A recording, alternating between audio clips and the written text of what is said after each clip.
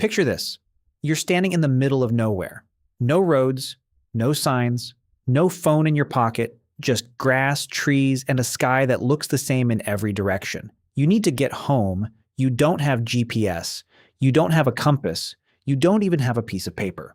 All you have is your memory and the ground under your feet. Now imagine trying to explain that route to someone else. Not by pointing, not by walking them there yourself, by somehow putting the entire journey, the river, the hill, the bend in the trail, into a form another human being could understand without ever having walked it. That's not a simple problem. That's one of the hardest problems our species ever solved. And somehow, we solved it so well that today you can pull a rectangle out of your pocket and it'll tell you exactly where your Uber is, down to the second. So how did we get from nothing to that?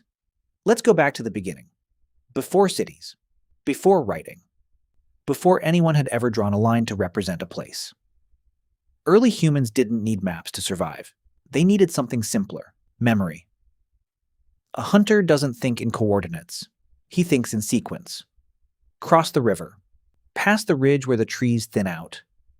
The cave is behind the tall rock with the split in it. That's not a map.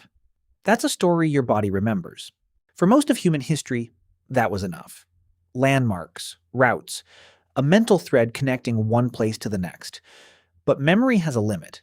It breaks down over long distances. It breaks down when you try to hand it to someone else. And it completely falls apart the moment two people need to agree on something, like where exactly one man's land ends and another's begins. That's the moment things start to change. Here's something worth sitting with for a second. The first maps, whatever they were, probably didn't look like maps at all. No coastlines. No compass roses. Scholars believe some of the earliest attempts at recording space may have been little more than marks, symbols, or rough sketches of a river bend or a boundary line. A kind of shorthand for a place, not a picture of it. Because that's really what a map is, underneath everything else. It's not a photograph of the Earth, it's a translation. Space turned into information, and translating space into something you can hold in your hand turns out to be brutally hard. Think about it. A river that stretches for miles looks enormous when you're standing next to it. How do you shrink that down onto a piece of clay the size of your palm and still have it mean something? If one village is twice as far away as another, how do you show that difference honestly? Which way is north when the ground gives you no arrow to follow? How do you draw a mountain you can only see from one side? You can't draw everything, so you have to decide what matters and throw the rest away. That idea should sound familiar.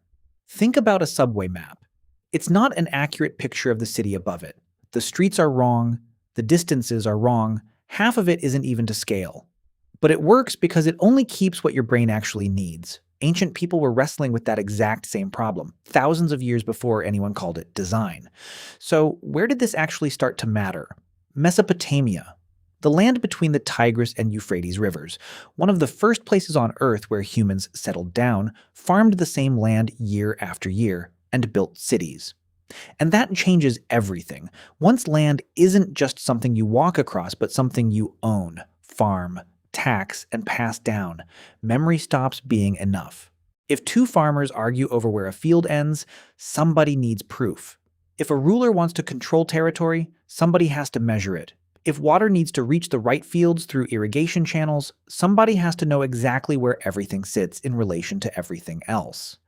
This is where mapping stops being an abstract idea and becomes a job. Picture a scribe in one of these early cities. Sun beating down on mud brick walls. Dust in the air. The Euphrates moving slow in the distance.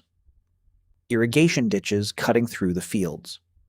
Somewhere nearby, two men are arguing over a boundary stone. The scribe kneels down, takes a damp square of clay, and presses a reed stylus into its surface. He's not making art. He's not even really drawing in the way we'd think of it. He's converting a piece of the physical world, a field, a canal, a boundary, into a set of marks that someone else, someone who has never stood in that field, can read and understand. That right there is the actual breakthrough, not ink, not paper. The idea that space itself could be written down. And once that idea exists, it doesn't stay small. First it's a field, then it's where is my city in relation to the next one. Then, what's beyond the land I know? Then, eventually, someone asks the biggest question of all. What does the whole world look like? That question is what leads us to one of the most remarkable objects to survive from the ancient world. A small clay tablet, roughly palm-sized, covered in cuneiform script, now known as the Babylonian Map of the world, or the Imago Mundi. Historians generally date it to sometime around the first millennium BCE, though the exact date is debated, and today it sits in the British Museum. At the center of the tablet, Babylon, split by the Euphrates. Around it, a scatter of cities and regions. And encircling all of it, a ring. Scholars believe it represents a cosmic ocean, a body of water thought to surround the known world. Beyond that ring, triangular regions, likely mythical, stretching outward into the unknown. This isn't one of the very first attempts at recording space. Smaller local land and property records likely came earlier. But among surviving artifacts, it's one of the earliest known depictions of the world as a whole. And that makes the question worth asking. What was this person actually trying to say? Because here's the twist that changes how you should look at this whole story. This map wasn't trying to be geographically accurate in the way we'd expect from a modern map. It wasn't built from surveys or careful measurement of distant lands. It was built from belief. A modern map tells you where things are. This map tells you what someone believed the world was, where it began, where the familiar ended, and where myth took over. Geography and imagination pressed into the same piece of clay. And once you see that, something clicks. Because you still do this. Every day, you don't navigate your own neighborhood using latitude and longitude. You think in landmarks. Turn left after the gas station. It's the house past the big oak tree. The store's right behind where the old theater used to be. That's not primitive thinking.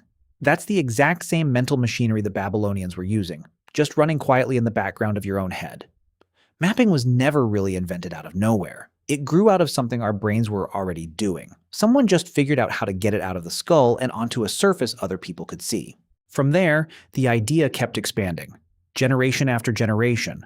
Property lines became city maps. City maps became regional maps. Regional maps became attempts at the whole known world.